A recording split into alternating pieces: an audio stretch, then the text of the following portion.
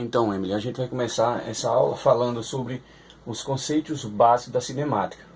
Então, como o próprio nome aqui já diz, conceitos básicos, porque isso aqui é uma alicerce, é uma base que você tem que construir e levar ao longo dos estudos da física do ensino médio, primeiro, segundo e terceiro ano. Se você tiver dificuldade nesses conceitos básicos, nessa base aqui, você terá dificuldade ao longo do ensino médio para estudar física. Então, o que é que a gente vai aprender aqui? Você vai aprender o conceito de repouso, movimento, referencial, distância, deslocamento, trajetória, ponto extenso ou ponto material.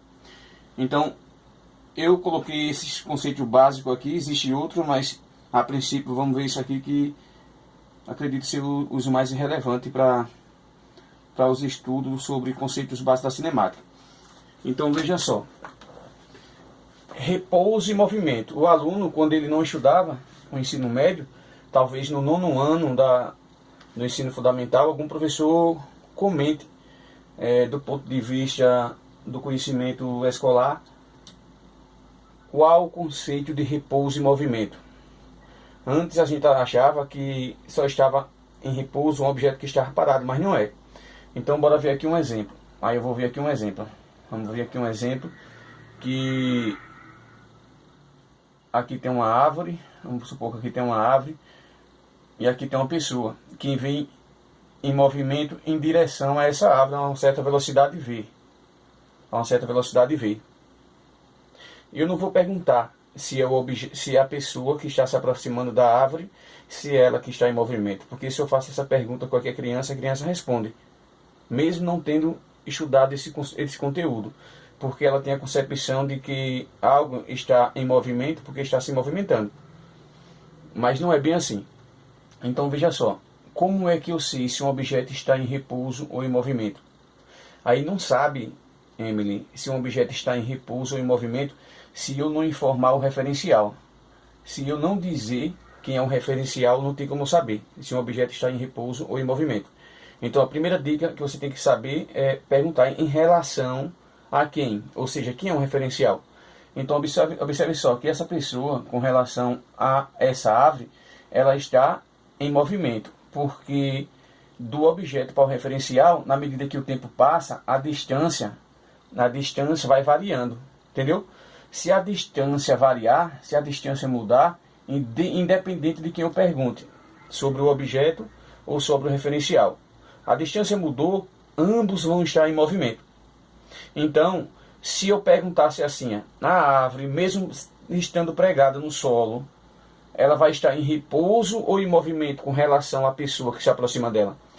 Aí ela vai estar em movimento porque ela, na medida que o tempo passa, ela vê a distância variando e ela vê também que está se aproximando da pessoa. Então, repouso e movimento, isso aí é um conceito referencial, porque depende da referência. Tá certo? Você pode notar isso no dia a dia, quando você está viajando num carro, que você vê as árvores pregadas no solo, os postes, e eles passam por você numa velocidade grande. Por quê? Porque o movimento é referencial, o movimento de um objeto. Então, primeira coisa, para você saber se um objeto está em repouso ou em movimento, tem que observar o referencial. Depois do referencial, você tem que observar a distância. Se a distância mudar de um do outro, embora um esteja se movimentando e o outro no solo pregado, a distância mudou, então ambos vão estar em movimento. Tá certo? Então, referencial é uma base para você saber se um objeto a uma certa referência vai estar ou não, em movimento ou em repouso. Muita gente confunde distância e deslocamento. Distância e deslocamento. Distância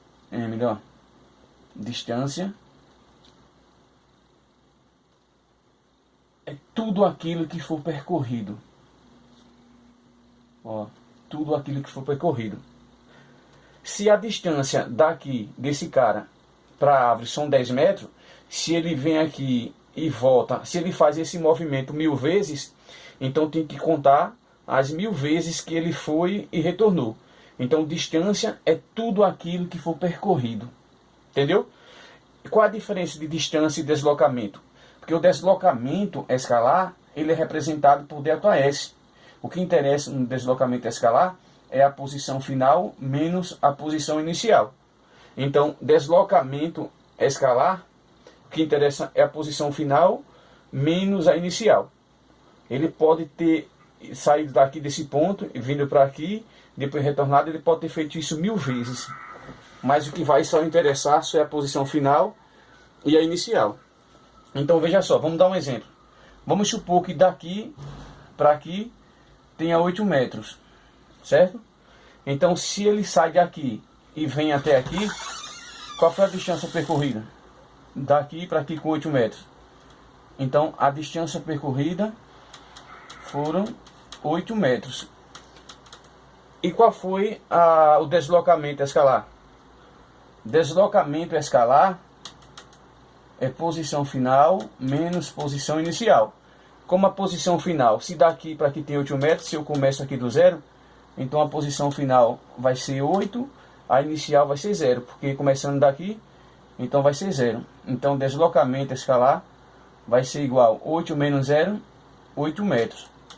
Observe que aqui o deslocamento coincidiu com a distância, mas nem sempre vai coincidir. Vamos ver o exemplo 2 para você ver que não vai coincidir. Vamos supor que ele sai daqui da posição inicial, vem até aqui a árvore e retorna para o mesmo local. Qual seria o deslocamento escalar e qual seria a distância? Então ele saindo daqui, indo até a árvore e retornando para o mesmo local, a distância percorrida seria 16 metros, né? Porque era 8 metros indo e 8 metros voltando, 16 metros. Porque distância é tudo aquilo que for percorrido. E qual seria o deslocamento escalar, que é conhecido como ΔS?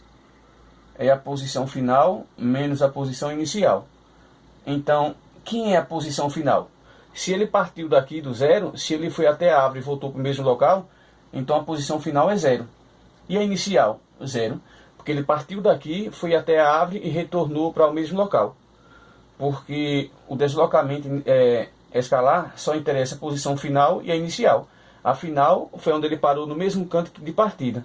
Então observe aqui que o deslocamento escalar, 0 menos 0 vai ser 0. O deslocamento escalar foi 0. Ou seja, o cara fez uma viagem, realizou uma distância e não teve deslocamento, matematicamente falando.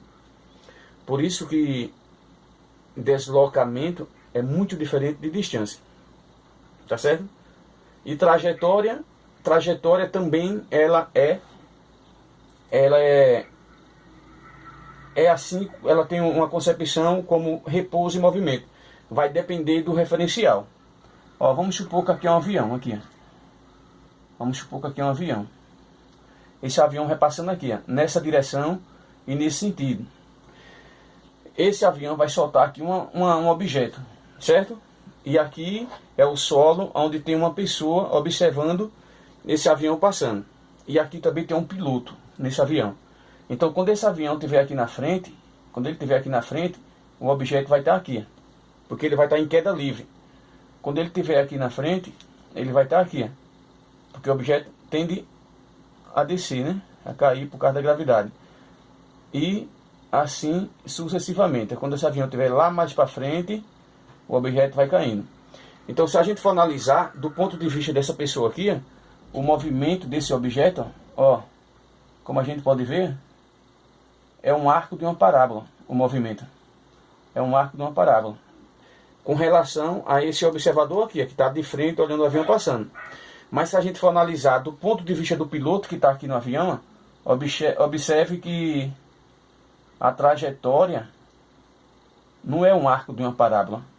A trajetória é retilínea do ponto de vista do piloto. Toda vez que o piloto olhava para baixo, ele via o objeto caindo em linha reta. Então, assim como o repouso em movimento, a trajetória depende do referencial. Tá certo? Agora, ponto extenso. Ponto extenso. Olha um exemplo básico de ponto extenso. Vamos supor que aqui é uma rodovia. E aqui é uma ponte. Vamos supor que aqui é uma rodovia. E aqui é uma ponte. Quando eu tenho um ponto extenso, é porque eu tenho aqui um objeto que eu levo em conta as dimensões, o tamanho desse objeto. Ou seja, quando esse objeto, quando ele estiver aqui,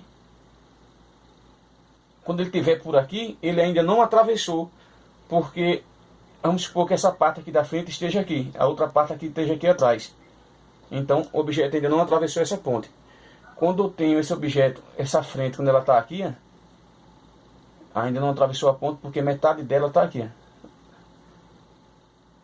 do objeto na ponte. Então, ponto extenso é quando eu levo em consideração as dimensões de um corpo ou de um material, certo?